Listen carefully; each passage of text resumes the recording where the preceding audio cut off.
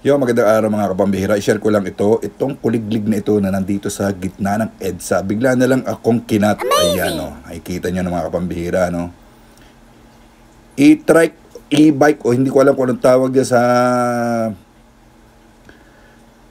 Pero, bakit, ang tanong dyan, bakit pinapayagan yan ng mga enforcer o ng batas dyan sa lansangan? Yan mga yan, hindi tawag dito, walang driver's license. At pagka yan ay nakasagi, syempre, kamot ulo, pasensya na po.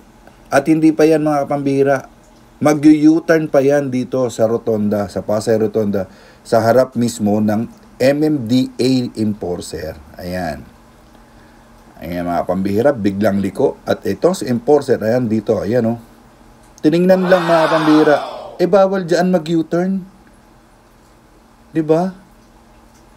So sana sa mga nakaupo dyan, tingnan nyo naman yung mga e-bike yung nagagawa ng mga e-bike, mga e-trike na ganyan. Paano pwede nyo nang gawa ng action yan? Para wala naman disgrasya pa na mas malala.